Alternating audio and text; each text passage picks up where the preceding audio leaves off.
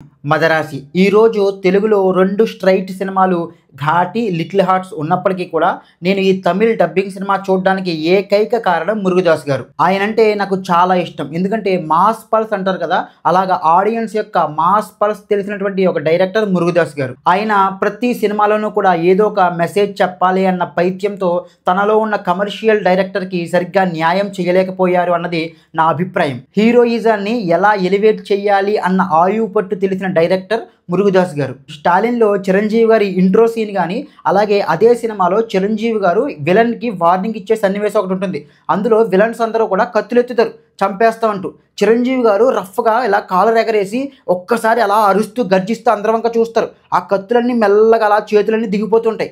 ఏమన్నా సీనా peak hero elevation scene అది. అలాగే కత్తిలో కాయిన్ ఫైట్ కానీ, తుపాకీ సినిమాలో at a time gun fire sequence కానీ ఆయనలోని కమర్షియల్ సినిమా దర్శకుడి యొక్క స్థాయిని తెలియజేస్తాయి. అలాంటి మురుగదాస్ గారి యొక్క సినిమాలు ఈ మధ్యన పెద్ద ఆడకపోవడం వల్ల చాలా మంది ఆయన్ని నోలన్ మురుగన్ అని పిలుస్తున్నారు. అది విన్నప్పుడు నాకు చాలా కోపం వచ్చేది. కానీ ఈ మదరాసి అనే సినిమా చూసిన తర్వాత ఈ నోలన్ మురుగన్ అనే టైటిల్కి ఆయన కరెక్ట్ యాప్ట్ అనిపించింది. కథలో చాలా అంటే చాలా ఇల్లాజిక్స్ ఉంటాయి. అసలు ఏ విధంగా వాటిని అప్రూవ్ చేశారు? లిటరల్గా సిండికేట్ యొక్క విలన్స్ వాళ్ళ మనుషులు టోల్ గేట్స్ దగ్గర ఓపెన్ ఏరియాలో ఓపెన్ ట్రాఫిక్లో ఫైర్ ఓపెన్ చేస్తారు. అక్కడతో ఆగకుండా 5 కంటైనర్లతో మాయమైపోతారు. అది ఎలా సాధ్యం? ఆ మాత్రం కూడా పట్టుకోలేరా? దట్టు ఈ సినిమాలో తమిళనాడు యొక్క స్వాభిమానం గురించి చాలా గొప్పగా చెప్తారు. తమిళనాడు ఇంటెలిజెన్స్ డిపార్ట్మెంట్ చాలా ఎఫిషియెంట్ మన ఇండియాలోని. అలాంటి దాన్ని కూడా చాలా డమ్మీ చేశారు ఈ సినిమాలో. ఇంకా ఎన్ఐఏనైతే ఎంత డమ్మీగా చూపించాలో అంత డమ్మీగా చూపించారు ఈ సినిమాలో. లిటరల్ గా విలన్ గాడు గన్స్ గ్రానైట్స్ తీసుకుని ఏకంగా ఎన్ఐఏ సెంట్రల్ కమాండో ఆఫీస్ మీద అటాక్ చేస్తాడు. లాజిక్స్ అనే పదం ఎత్తితే సినిమాలో ఇంతింత పెద్ద బొక్కలు కనిపిస్తాయి. అలాగని ఇది కంప్లీట్ గా బ్యాడ్ ఫిల్మ్ ఏమీ కాదు. Murugadoss style mark hero elevations ఉంటాయి. అవి వర్క్ అయ్యాయి కూడా. కానీ హీరో ఎలివేషన్స్ అక్కడక్కడ వర్క్ అయితే సరిపోతాయా? కథలోని ఎమోషన్ కూడా వర్క్ అవ్వాలి. ఈ సినిమాలో తండ్రి కొడుకుల మధ్యన ఎమోషన్ ఉంటుంది, హీరో హీరోయిన్ల మధ్యన ఎమోషన్ ఉంటుంది, ఈవెన్ విలన్స్ మధ్యన కూడా ఫ్రెండ్షిప్ ఎమోషన్ ఉంటుంది. ఏ ఎమోషన్ కూడా వర్క్ అవ్వలేదు. ఇది కంప్లీట్లీ డైరెక్టర్స్ యొక్క ఫాల్ట్. మురుగదాస్ గారు ఫెయిల్ అయ్యారు. అలాగే ఈ సినిమాకి అతి పెద్ద మైనస్ ఏంటంటే ప్రజలని ఇన్వాల్వ్ చేయకపోవడం. సినిమా మెయిన్ ప్లాట్ మొదలైన తర్వాత నేను ఎగ్జాజరేషన్ చేయట్లేదు, సినిమాలో నార్మల్ పీపుల్ ఎవ్వరూ కనిపించరు. కేవలం ఎన్ఐఏ ఆఫీసర్స్, విలన్స్, హీరో హీరోయిన్లు వీళ్ళే కనిపిస్తారు. మీరు తుపాకీ గాని కత్తి గాని చూసుకుంటే సినిమాలో సన్నివేశాల్లో చుట్టూ జనాలు ఉంటారు. ఎప్పుడైతే సినిమా కథ జనాల మధ్యన జరుగుతుందో ఆడియన్స్ యొక్క పర్స్పెక్టివే మారిపోతుంది. వాళ్ళు ఇది మన కథ అని ఫీల్ అవుతారు. కథని నార్మల్ పీపుల్ కి లింక్ చేయకపోవడం ఈ సినిమా యొక్క బిగ్గెస్ట్ మైనస్. అలాగే మురుగదాస్ గారికి కొన్ని పైత్యాలు కూడా ఉంటాయండి.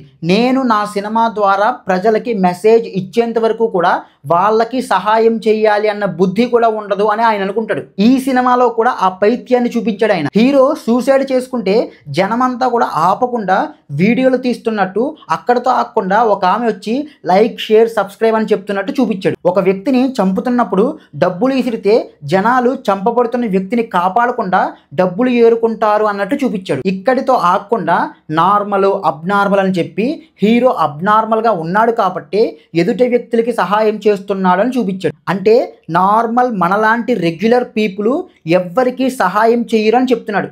ఎంత దారుణమైన స్టేట్మెంట్ అది. ఇవన్నీ ఒక ఎత్తు అయితే, ఎక్కడో రైల్వే స్టేషన్లో ఒక అమ్మాయి మీద యాసిడ్ అటాక్ జరిగితే హీరో సహాయం చేయకుండా అలాగే చూస్తూ నుంచున్నాడు కాబట్టి హీరోకి పిచ్చదగ్గిపోయి నార్మల్ పర్సన్ అయిపోయాడు అని అంటాడు డాక్టర్. ఎప్పుడైతే ఎదుటి వ్యక్తి ఆపదలో ఉన్నప్పుడు హీరో సహాయం చేయకుండా అందరి నార్మల్ పీపుల్ లాగే అలాగే చూస్తూ ఉన్నాడు కాబట్టి అతను నార్మల్ అయిపోయినట్టే అంటాడు. నాకు బుర్ర మెంటలు వచ్చేసింది. ఇదేం పైత్యం మురుగన్నా? ఇవన్నీ పక్కన పెట్టేద్దాం. లాజిక్స్, దర్శకత్వం, పైత్యాలు ఇవన్నీ వదిలేసినా సరే మెయిన్ కథలోనే బలం లేదు. తమిళులకి ఆత్మాభిమానం ఎక్కువ కాబట్టి మురుగదాసు రీజనల్ సెంటిమెంట్తో హిట్ కొట్టాలనుకున్నాడు. అందుకే కథకి ఏమాత్రం సంబంధం లేకపోయినా సరే మదరాసి అనే టైటిల్ పెట్టాడు. అలాగే ఎక్సెప్ట్ తమిళనాడు, ఇండియాలో ఉన్న మిగతా స్టేట్స్ అన్నిటిలోనూ ఎస్పెషల్లీ నార్త్ స్టేట్స్లో గన్ కల్చర్ చాలా ఎక్కువగా ఉంటుంది అన్నట్టు చూపించాడు. నేను అనుకోవడం ఎంత రీజనల్ సెంటిమెంట్ ఉన్నా సరే ఈ సినిమా తమిళనాడులో కూడా వర్క్ అవ్వదు. ఇంకా మెయిన్ కథ ఏంటి అంటే తమిళనాడులో ఎలాగైనా సరే గన్ కల్చర్ని పెంచాలనుకునే ఒక సిండికేట్ యొక్క ఉద్దేశం.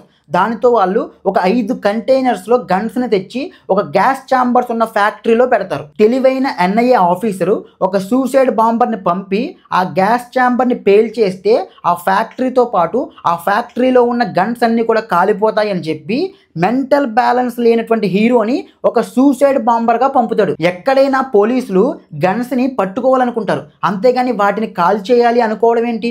దట్టు గ్యాస్ ఛాంబర్ ఉన్న ఫ్యాక్టరీని పేల్ చేయాలనుకోవడం ఏంటి? అంత పెద్ద ఫ్యాక్టరీ పేలితే చుట్టుపక్కల ఎంత విధ్వంసం అవుతుంది? దట్టు మతి స్థిమితం లేని వ్యక్తిని సూసైడ్ బాంబర్గా పంపాలనుకోవడం ఏంటి? కథలో చాలా లూప్ హోల్స్ ఉంటాయండి, అస్సలు కన్విన్సింగ్గా ఉండదు కథ. ఇంకా టెక్నికల్ డిపార్ట్మెంట్స్ విషయానికి వస్తే production design and cinematography are the 2 main setbacks ఈ సినిమాకి. సినిమా లుక్ కంప్లీట్ గా డెడ్ వైబ్స్ ఇస్తుంది ఈ 2 డిపార్ట్మెంట్ల వల్ల. సినిమా టైటిల్ చాలా అబ్రప్ట్ గా వస్తుంది, అలాగే హీరో ఎంట్రీ కూడా డైరెక్ట్ గా ఒక సాంగ్ తో వస్తుంది, కానీ ఆ సాంగ్ లో కొరియోగ్రఫీ చాలా బాగుంది. సినిమాలో యాక్షన్ కంపోజిషన్ కూడా చాలా బాగుంది. సినిమా స్టార్టింగ్ లో వచ్చే యాక్షన్ ఎపిసోడ్ లో ఒక కంటైనర్ లారీతో కార్ని టపటపమంటూ గుద్దుకుంటూ వెళ్ళిపోతారు, ఆ షాట్ సూపర్ గా ఉంది. అలాగే ఈ సినిమాని మేజర్ గా రాత్రులు చిత్రీకరించారు. డే లైట్ లో చిత్రీకరించుంటే ఎస్పెషల్లీ యాక్షన్ పార్ట్ ని ఆ ఇంపాక్ట్ వేరేలా ఉండేది. అట్లీస్ట్ విజువల్స్ అయినా కనీసం ఎగ్జైటింగ్ గా ఉండేవి. ఇంకా మ్యూజిక్ విషయానికి వస్తే సిచ్యువేషనల్ సాంగ్స్ బాగున్నాయి, కానీ బ్యాక్గ్రౌండ్ స్కోర్ బాగోలేదు. ప్రాబబ్లీ అనిరుద్ధ్ యొక్క స్ట్రీక్ ఆఫ్ ఫెయిల్యూర్స్లో ఇదొకటి. ఇంకా పర్ఫార్మెన్సెస్ మెయిన్గా శివకార్తికేయన్, ఆయనకి ఈ సినిమాలో ఒక మంచి క్యారెక్టర్ పడింది.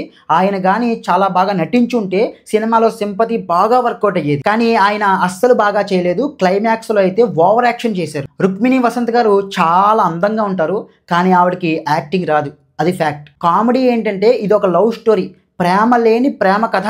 హీరో హీరోయిన్ల మధ్యన జీరో కెమిస్ట్రీ. ఇంకా మెయిన్ విలన్ విద్యుత్ జంవాల్, ఆయన ఆ క్యారెక్టర్లో అస్సలు ఫిట్ అవ్వలేదు. ఆయన విలన్ కన్నా హీరోలా కనిపిస్తున్నాడు.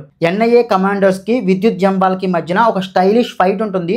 మీరు ఈ సినిమా చూడకుండా ఆ ఫైట్ కానీ చూస్తే మీరు ఈ సినిమాలో హీరో విద్యుత్ జంవాల్ అంటారు, అంత హీరోయిటిక్గా ఉంది ఆ ఫైట్. ఇంకా విమలా రామన్ గారు కూడా ఉన్నారు. ఆవిడ పని ఏంటంటే స్టైలిష్ డిజైనర్ డ్రెస్లో నడుచుకుంటూ వెళ్ళడమే ఆవిడ పని, అంతే అంతే. ఇంకా ఫైనల్ వర్డ్ ఏంటి అంటే సినిమాలో హీరో క్యారెక్టరు పెక్యులర్గా ఉంటుంది, ఇంటర్వెల్ మంచి కిక్నిస్తుంది.